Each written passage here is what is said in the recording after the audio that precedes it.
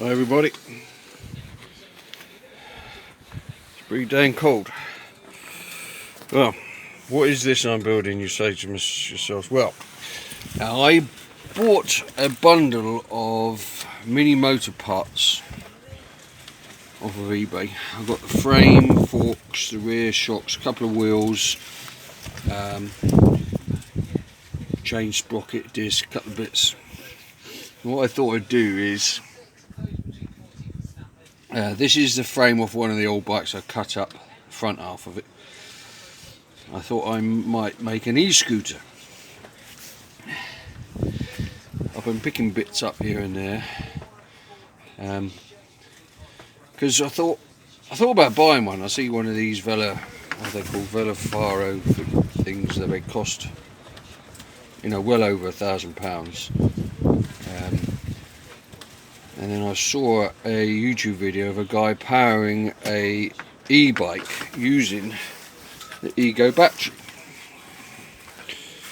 This is my big 7.5 battery. What he's got is this piece here, which he made on his printer. So I thought I'd copy the idea, so I knocked this up. All this is for is this is going to screw into the bed of there, and you slide your battery in there, and the two the pos and neg terminals there slide into on your battery, and there you've got a 56 volt battery. Because the battery's so expensive, and I got these off of my tools, I thought, why don't I price up building my own e-scooter? Because I'm 6 foot tall. I always find that these things are all built for a medium-sized person, 5'8", 9", weighing 10, 11 stone. I'm getting up there now, 13, 14 stone. These things are never beefy enough for me, so I thought I'd build my own. So I've got my own power source, these batteries, so I haven't got to buy that.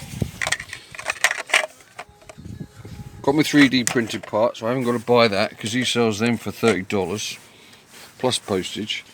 You remember I'm in the UK, so you're looking at $50 for that part. All I need to buy is quite a big list. I need the motor, the control box for the motor,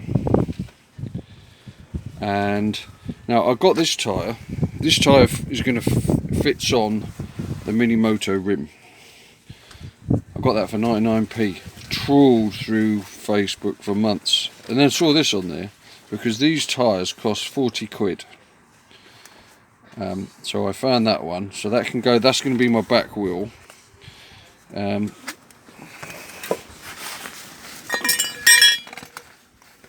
This is the front wheel. This is the back wheel. It's got a wider spindle and two of these thread sections that hold the rear sprockets are split away and broken. That's why I got it so cheap, really. So Rory, my welder mate, he's gonna build them up for me if he can, because you never quite know with aluminium whether you can do it or not till you strike the arc. So he's going to try and build them up for me, and I'll re-tap them. So I'll have the back wheel with the disc and sprocket on. These are the swinging arms that came with the Mini Moto. That one looks like a new one, or a repaired one. This one's pretty bollocks. We'll straighten that out, fix it all up, or make a new swinging arm. But as I've got the parts, what I thought I'd do is, this is the frame of the Mini Moto. I'm probably going to nick this front spindle and splice it into there, cut this one off, cut all the lugs off of this.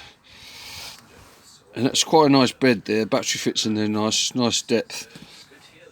Put a plate on the bottom of that, mount my battery, the control unit in there, and the wiring loom. I have my rear mudguard and foot plate on the back there. Splice the spindle off of this frame onto that frame here and use the Mini Moto forks. And I'll have to make a top triple clamp to go on there and spindle up for the handlebars. I've got a pair of old handlebars off a motorbike. Splice that onto there. Got an old skateboard, or nick that off there. That's the idea from there. Velafarco. They have a contoured board, so you can, and they have a seat so you can put your feet on it. I'm going to have a flat board on there. I've priced up a 16 watt motor, 48 volt. Now my batteries are 56 volt, but this chap on the internet, he uses the 56 volt Ego batteries, and he says the control unit's got a built-in sensor in there that can adjust the voltage, so that the electric should all work.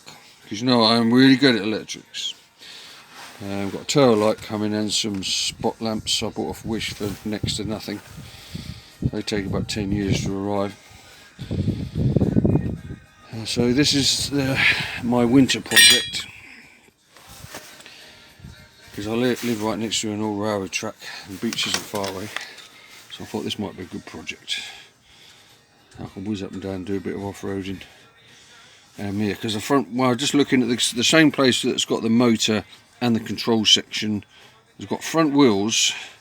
It's a complete wheel, tyre and disc for £29.99, free postage. Considering those tyres, to buy that tyre, I can't find it for less than, I think 32 quid was the cheapest one I found. That was China. That'll take about 10 years to get here. So I think I priced it up. All those parts I need come to about 190 quid. I spent, I think it was only 15 quid on all of these mini motor parts, but because we're in lockdown I had to pay for the postage for those. I need 2 rear shocks for the back, for the swinging arm. So all in that price for 190 quid is all those parts. A control lever for the throttle, a thumb control with a digital display, because this guy on the internet says that what you got to watch with your Ego batteries is you don't discharge them too far because they're lithium. Although when I use them on my mowers, I run them flat before I put them back onto charge, because they've got a cut off. They don't completely discharge. So I don't quite know what he's on about running them totally flat. You can't run them totally flat because they've in the top of here. They've got their own little motherboard which controls everything that's going on. So this is the new battery with the fuel gauge on. I've seen so many videos about how to store these batteries. A lot of people say you should store them with 30% charge. Don't store them fully charged. Don't charge them completely. You know, I've had my Ego batteries now for getting on for 5 years, maybe even more than that. I've got 2 4-amp batteries which are still going, my original 2 batteries.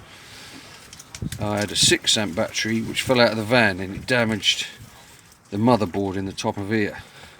I've just taken it out the shop and they've taken the top of this off and put a, they haven't got, see these batteries, they get bigger as you go up in amperage. They haven't got the top that goes on it, so they wired in a smaller top, and all the cells are perfect, but something obviously broken here, so I'm looking for a new 6-amp top for that. So I think these batteries are going to be perfect as I've already got them, and I can always have a rucksack with another one in if I run out of battery. So I'm just going to get busy cutting all the lugs off of the frame, all of these top lugs, all the little hanging on bits that the wiring harness fitted on, and have a look at how I'm going to cut this off to splice it in. I'll probably cut this here, and when I cut that off, it will give me, I'll probably bend these to fit onto those, because I don't think that tube will fit straight on there, it's because it's too tall anyway. So we'll bend that out, we'll marry that into there, weld it on, because it's quite upright on the scooter, and the wheel's virtually underneath, so that will bring the ride height up a bit. Anyway, so this is part 1 of the e-scooter project. Now the bathroom's finished, I'm just waiting a part for the shower pump. So this is the my new project. You know, I like to have 3 or 4 projects on the go. Anyway guys, part 1, e-scooter. Any questions? See you later, bye.